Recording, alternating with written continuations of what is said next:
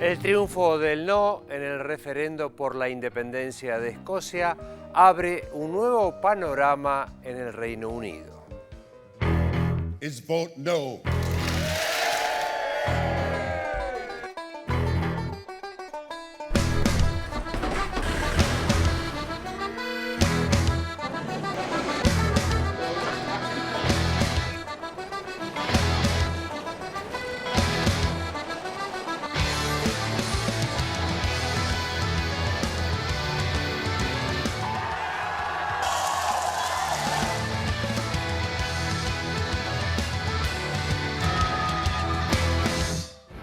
Scotland says no. El no ha ganado en el referéndum de independencia en Escocia. Il referendum sull'indipendenza in Scozia vince il no. Más de la mitad de Escocia dijo no.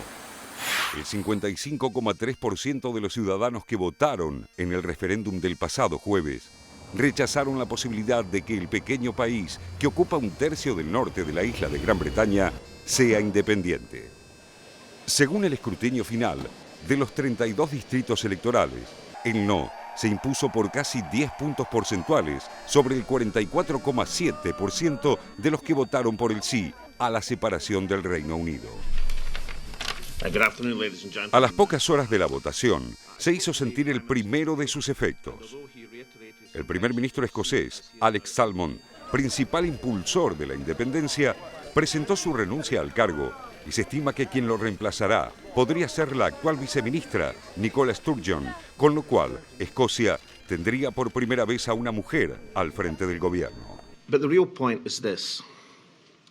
The real guardians of progress are no longer politicians at Westminster or even at Holyrood, but the energised activism of tens of thousands of people who I predict will refuse to meekly go back into the political shadows. For me right now, therefore, there is a decision as to who is best placed to lead this process forward. I believe that this is a new, exciting situation that's redolent with possibility. Therefore, I've told the National Secretary of the Scottish National Party that I shall not accept nomination for leader at the annual conference in Perth on the 13th to the 15th of November. After the membership ballot, I'll stand down as First Minister to allow the new leader to be elected by due parliamentary process.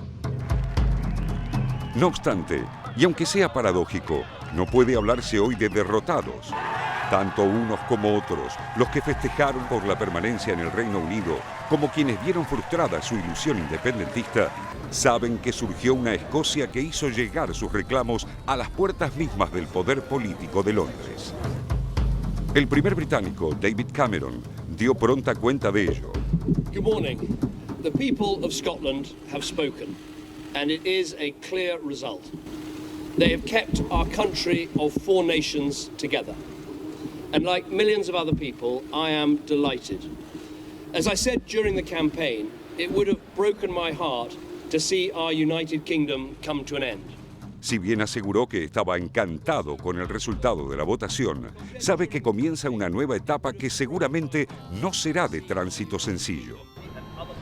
Deberá darle a los escoceses todo lo que les prometió en su apuesta por el no. En los tramos finales de la campaña electoral a favor de la permanencia de la Unión, sobre todo cuando el crecimiento del sí impactaba en pleno corazón de Londres, todos los partidos ingleses hicieron promesas de mayores poderes para Escocia y un ultra rápido proceso de transición. Y las primeras declaraciones de Cameron apuntan en este sentido. El Premier dijo que escuchó y tomó debida cuenta de la votación y que Londres dará nuevos poderes al país, principalmente en las áreas de impuestos, gastos y bienestar social. El primer ministro también habló de la necesidad de que los parlamentos de Inglaterra, Gales e Irlanda del Norte puedan votar por sus propios asuntos en esas áreas.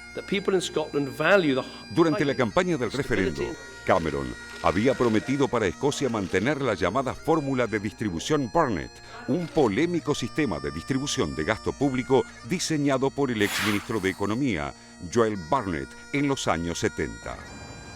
La fórmula asegura que Escocia, con su menor población, reciba suficientes recursos para el funcionamiento de sus servicios y concede fondos per cápita 19% superiores a Inglaterra. Pero lo que todavía está en juego y preocupa a los escoceses son los recortes que Londres impone en los sistemas de salud de todo el Reino Unido. Los independentistas aseguraban que solo la separación podía proteger el servicio de salud escocés. Esa fue una de las principales banderas del ministro principal de Escocia y líder del movimiento por el sí, Alex Salmond, a las que ahora Cameron deberá dar respuesta. De allí que no sea desacertado pensar que a pesar de no triunfar, el movimiento nacionalista tampoco ha perdido, ya que Londres tendrá que atender muchas de las reivindicaciones que esgrimió en campaña. Campaña en la que el miedo fue una herramienta común utilizada por ambos mandos para sumar adhesiones. El temor y la incertidumbre por el quiebre o la permanencia tiñeron temas como la eventual sobrevivencia de la economía escocesa fuera de la Unión, la defensa militar de la isla, las futuras relaciones con Inglaterra y la Unión Europea o la pertenencia a la OTAN. Así, Escocia, el pequeño país que durante siglos se vanaglorió de ser la cuna de Adam Smith, padre del liberalismo económico y el origen del motor de vapor, la televisión y la penicilina, se vio agitado por temores cruzados.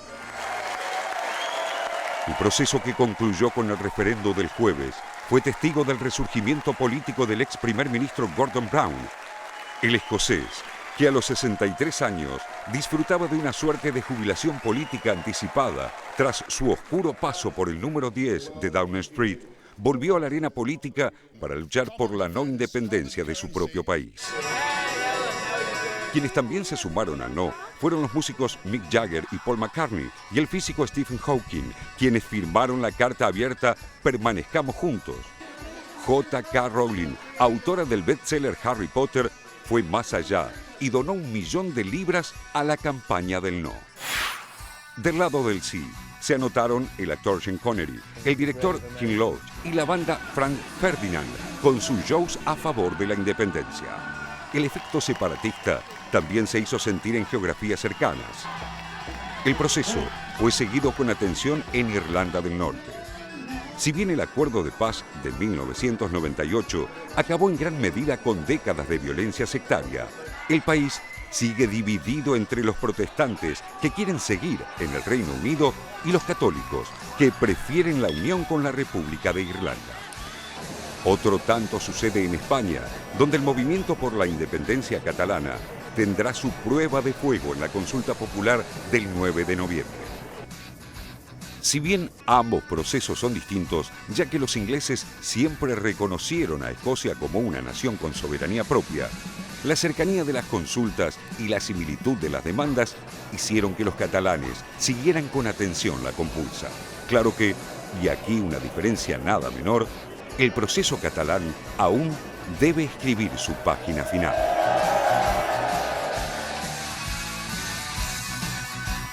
Estábamos viendo antes, Telma, aquellos que dieron plata para que efectivamente Escocia no se independizara. Hubo en las últimas horas una campaña muy fuerte de los mercados, del capital financiero, de los principales políticos del Reino Unido que firmaron incluso una solicitada que fue publicada en tapa en el Daily Record, uno de los diarios más importantes, tal vez el más importante de Escocia. A propósito, hay que decir que la inmensa mayoría de los medios de comunicación hicieron campaña para el no, incluso la BBC, que siempre se la toma sembrando como... miedo, ¿viste? Exactamente, el miedo. La BBC también. La BBC también no fue para nada neutral. Era obvio que iba a ser, por ejemplo, la revista de Economist. Claro, pero de BBC que siempre se dice que es la objetividad.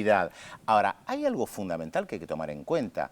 Acá existía la posibilidad del comienzo de la desintegración de uno de los países más poderosos del planeta de los últimos 300, 400 años. Y aliado de la primera potencia mundial. O sea, acá que se desarmaba algo importante. Exactamente, no era solamente el tema de Escocia, los 5 millones de escoceses. Un Reino Unido sin Escocia, con la posibilidad tal vez de que esto despertara una dinámica en Gales y la situación en el norte de Irlanda, ¿cómo iba a pretender tener un lugar en el Consejo de Seguridad de Naciones Unidas? Y eso es lo que estás diciendo, Pedro, explica también por qué salió Barack Obama. Barack Obama salió varias veces. Exactamente. Hillary Clinton, Bill Clinton, todos salieron a decir, sí, nosotros estamos de acuerdo con que la gente se exprese, pero no se separen. Porque vos fíjate qué contradicción. En Europa en los últimos años ha habido procesos de referéndum e independencia que fueron alentados, hagamos la aclaración, en Europa Occidental, porque estamos hablando de los países que pertenecieron al bloque soviético. No, ahí la ex Yugoslavia ni hablar, exactamente, ¿no? Ahí alentaron la desintegración, que Ucrania se independice, que Lituania se independice, que Eslovenia se independice, que Croacia, que Checoslovaquia lleve adelante un referéndum y se dividan. Ahí estaban todos a favor. O Libia, lo que está sucediendo en este momento en Libia, que se habla de una fragmentación. O en Libia, o Irak, que se habla de fragmentación. Incluso también, pero hay que tomar en cuenta que ahí lo que se buscaba era debilitar a la Unión Soviética y ahora de ninguna manera debilitar a un ahora gobierno todo y a lo un país. contrario. Exactamente, todo lo contrario. Y todos preveían la caída de David Cameron si triunfaba el sí. Exactamente, sí, eso es un punto importantísimo, es decir, este aliado de Estados Unidos. El otro punto importante, vinculado exactamente con lo mismo que estás diciendo, tiene que ver con la OTAN.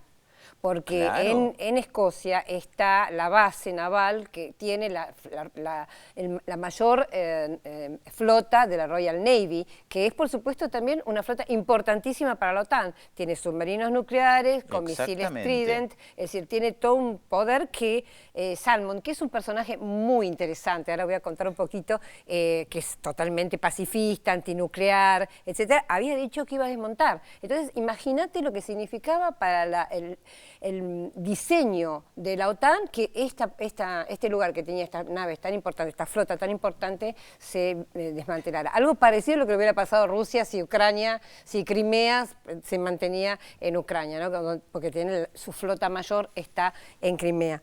Bueno, y quiero contarte algo de Salmond, porque es un personaje realmente encantador, parece que tiene un humor extraordinario, es, como te decía, un pacifista, antinuclear, se especializó en tema de petróleo, que es otro tema importante en este caso, se casó con una mujer 25 años más grande que él. Cuando tenía 23 años se casó con una mujer de 46 años, sigue casado con ella, no tiene hijos, y además es uno de los políticos más brillantes, porque el Partido Nacionalista Escocés era un partido marginal. Era un partido que tenía muy pocos militantes, muy pocos, por lo tanto, representantes, y lo fue llevando a este momento donde es el partido más importante y casi consigue esto tan, digamos, extravagante, si se quiere, porque nadie lo esperaba hasta hace un poco tiempo atrás, que Escocia se independizara del Reino Unido, ¿no? Y un contenido también político muy importante respecto del cuestionamiento de las políticas neoliberales llevadas adelante por Margaret Thatcher en su momento. Margaret Thatcher desmanteló la industria que había en Escocia. Fue como con conejillo de indias. Claro, Escocia. Los escoceses dicen que son los hermanos pobres del norte. Estaba leyendo unos datos de la prensa escocesa que aproximadamente 500 familias poseen cerca de la mitad de las tierras en Escocia, o sea, una concentración muy fuerte de la tierra. Acá había una cuestión de ricos y pobres, acá había una cuestión de críticas al neoliberalismo. Los conservadores prácticamente no tienen representación política en Escocia, tienen un diputado, los Tories, como le dicen, en el Parlamento Central. Y además, como decíamos antes, de los medios de comunicación, salvo una revista dominical, creo, en Escocia, todos los medios de comunicación a favor del no, o sea, de continuar siendo parte del Reino Unido, salvo un medio digital muy bueno, se los recomiendo que lo lean, que se llama Bella Caledonia, que es una especie de mezcla de Barcelona, esta revista satírica que hay en la Argentina, con The Clinic de Chile, que mezcla la política también, que hacía una campaña a favor de la independencia y que resaltaron un dato. Primero, en Glasgow, tal vez la ciudad más importante de Escocia, ganó el sí. Una de las pocas ciudades donde ganó el sí importantes. Ex-industrializadas, ¿no? Ex-industrializadas. Y por otro lado, también respecto al segmento poblacional, los jóvenes. Claro. La inmensa mayoría de los jóvenes, porque votaban desde los 16 años, estaban a favor de la independencia. La inmensa mayoría de los mayores de 65 años estaba en contra. No es que tenga más peso o más valor algún joven de una persona mayor. No, pero habla del futuro, ¿no? Pero claro, lo contraponían como justamente el futuro que además muy ligado a políticas de izquierda, varios grupos de izquierda que estaban a favor del sí, y la política más tradicional ligada al Reino Unido. Yo creo que no es la misma Escocia después de esto, aunque haya ganado el no. Y fíjate cuánto estaba en juego para que las concesiones que dio el gobierno central, que dio David Cameron, el primer ministro, por un lado, nuevos y más amplios poderes al Parlamento, por otro lado, compartir más recursos en forma más equitativa, que era uno de los reclamos de Escocia. Y después, el tema de la privatización, aceptar que financiar el sistema de salud, porque los escoceses no quieren saber nada de privatizar un sistema de salud que es muy bueno y no quieren privatizarlo. Entonces, están dispuestos a rever el presupuesto total del reino para favorecer esto que pedía Escocia. Es decir, había tanto en juego, es decir, a la medida que se dieron tanto y todo esto que estamos hablando, esta embestida a favor del no, estaba en juego, como decíamos, la alianza geoestratégica con Estados Unidos, la OTAN, y el modelo, ¿no? Que no se impusiera en el seno mismo del Gran Bretaña un modelo antineoliberal. Hubiera sido realmente como un escándalo. Sí, ahora hay un elemento muy importante que vos señalás que tiene que ver con esta relación Londres, Glasgow, lo económico, las políticas neoliberales, porque efectivamente, reiteramos, Escocia sufrió mucho las políticas neoliberales, aunque creo que tiene un nivel de desempleo muy similar, el efecto que esto hubiera tenido y la influencia sobre Cataluña, un tema que nosotros venimos tratando hace tiempo, porque hubo diferentes lecturas. Desde el gobierno de Madrid dicen: hicieron bien en respetar la ley. Mensaje a Cataluña: no pueden realizar un referéndum porque es anticonstitucional.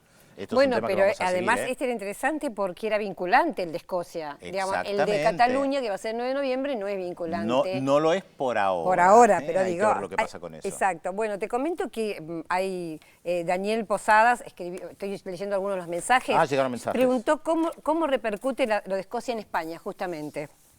Y bueno, justamente están las dos lecturas. Por un lado, desde el gobierno dicen: los escoceses siguieron la ley, por lo tanto los catalanes no pueden violar la ley. Incluso lo que aprobaron hacia la ley de consulta popular en Cataluña no es vinculante y no los puede habilitar a un referéndum que Madrid se va a oponer a rajatabla. Bueno, leo algunos otros mensajes y después les voy a dar más datos de la incógnita. Sergio de Valvanera dice que le gustó mucho la entrevista a Saskia Sassen, un programa de mucha calidad, si a nosotros también nos gustó mucho. Macedonio de Rafael Castillo le gusta mucho el programa y dice que tiene 70 años y desde los 7 años me interesa lo que pasa en el mundo gracias a Visión 7 Internacional. Debe ser desde hace 7 años. Que sigue Visión 7 Internacional. Acá dice así, pero debe ser desde hace 7 años. Sí. Y después Ángel de Córdoba dice que es Charly García, la incógnita. No.